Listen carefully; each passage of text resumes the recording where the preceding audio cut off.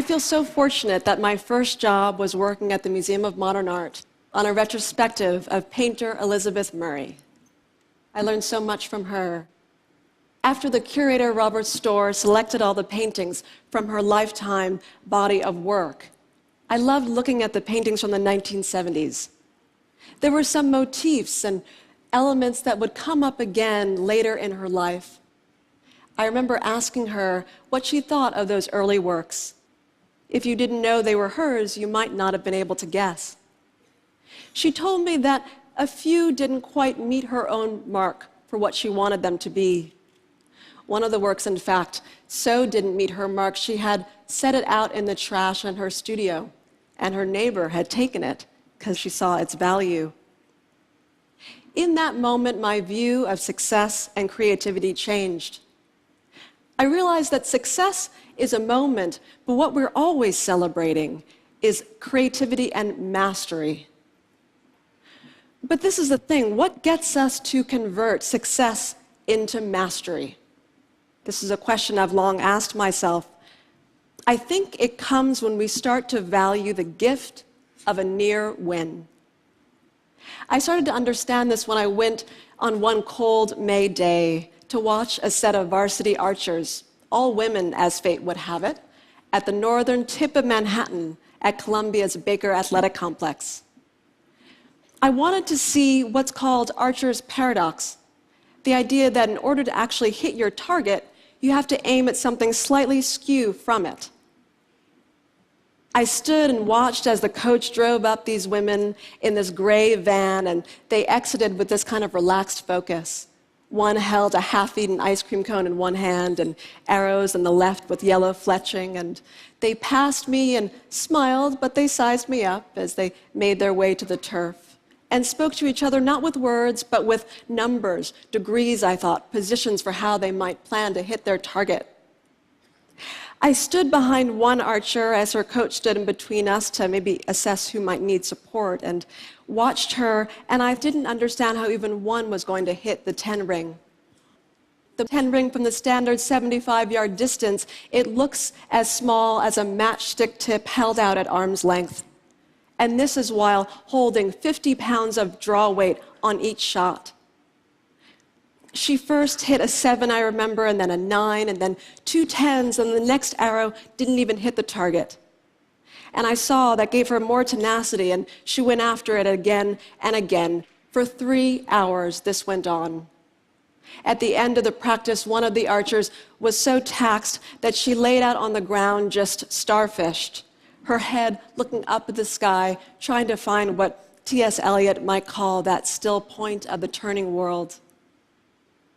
It's so rare in American culture, there's so little that's vocational about it anymore, to look at what doggedness looks like with this level of exactitude, what it means to align your body posture for 3 hours in order to hit a target, pursuing a kind of excellence in obscurity. But I stayed because I realized I was witnessing what's so rare to glimpse, that difference between success and mastery. So success is hitting that 10 ring, but mastery is knowing that it means nothing if you can't do it again and again. Mastery is not just the same as excellence, though. It's not the same as success, which I see as an event, a moment in time, and a label that the world confers upon you. Mastery is not a commitment to a goal, but to a constant pursuit. What gets us to do this, what gets us to forward thrust more, is to value the near win. How many times have we designated something a classic, a masterpiece even, while its creator considers it hopelessly unfinished, riddled with difficulties and flaws? In other words, a near win. Elizabeth Murray surprised me with her admission about her earlier paintings. Painter Paul Cézanne so often thought his works were incomplete that he would deliberately leave them aside with the intention of picking them back up again. But at the end of his life, the result was that he had only signed 10% of his paintings. His favorite novel was The Unfinished Masterpiece by Honoré Balzac, and he felt that the protagonist was the painter himself. Franz Kafka saw in completion what others would find only works to praise, so much so that he wanted all of his diaries, manuscripts, letters, and even sketches burned upon his death. His friend refused to honor the request, and because of that, we now have all the works we now do by Kafka: America, The Trial, and The Castle, a work so incomplete it even stops mid-sentence. The pursuit of mastery, in other words, is an ever onward almost. Lord, grant that I desire more than I can accomplish, Michelangelo implored, as if to that Old Testament God in the Sistine Chapel, and he himself was that Adam with his finger outstretched and not quite touching that God's hand. Mastery is in the reaching, not the arriving.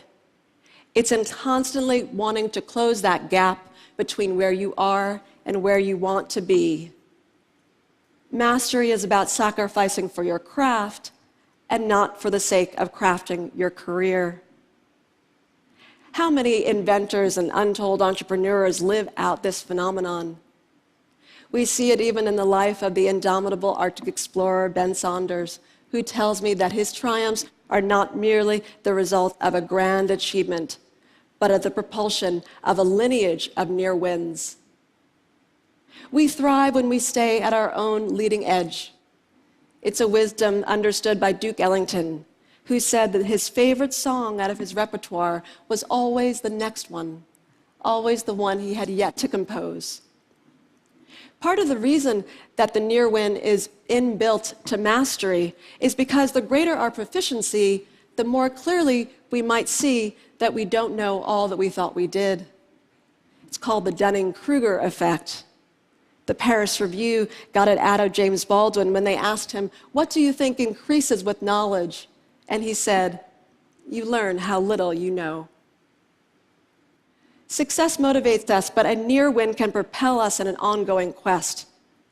One of the most vivid examples of this comes when we look at the difference between Olympic silver medalist and bronze medalist after competition. Thomas Gilovich and his team from Cornell studied this difference and found that the frustration silver medalists feel, compared to bronze, who are typically a bit more happy to have just not received fourth place and not medaled at all, gives silver medalists a focus on follow-up competition.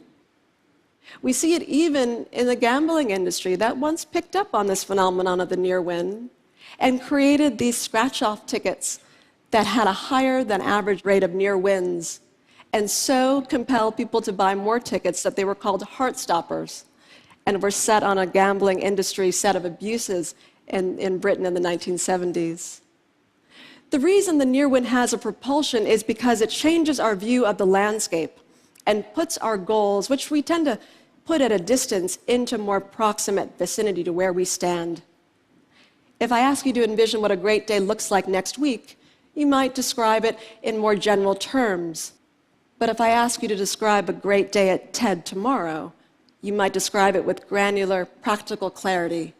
And this is what a near win does. It gets us to focus on what right now we plan to do to address that mountain in our sights. It's Jackie Joyner-Kersee, who in 1984 missed taking the gold in the heptathlon by 1/3 of a second. And her husband predicted that would give her the tenacity she needed in follow-up competition.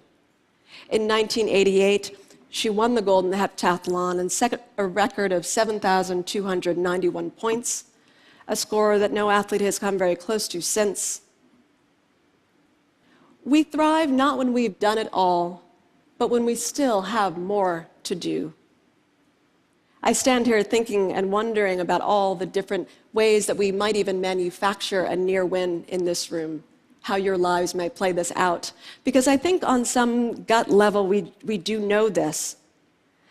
We know that we thrive when we stay at our own leading edge, and it's why the deliberate incomplete is inbuilt into creation myths. In Navajo culture, some craftsmen and women would deliberately put an imperfection in textiles and ceramics. It's what's called a spirit line, a deliberate flaw in the pattern to give the weaver or maker a way out, but also a reason to continue making work. Masters are not experts because they take a subject to its conceptual end. They're masters because they realize that there isn't one. Now, it occurred to me as I thought about this, why the archery coach told me at the end of that practice, out of earshot of his archers, that he and his colleagues never feel they can do enough for their team, never feel there are enough visualization techniques and posture drills to help them overcome those constant near wins.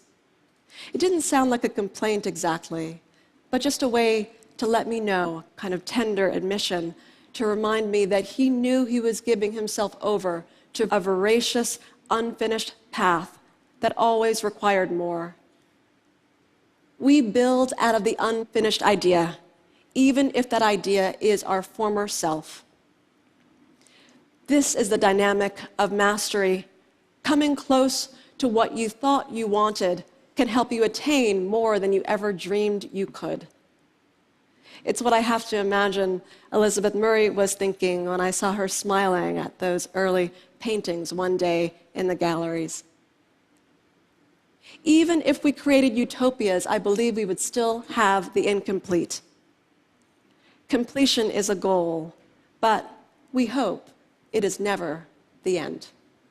Thank you.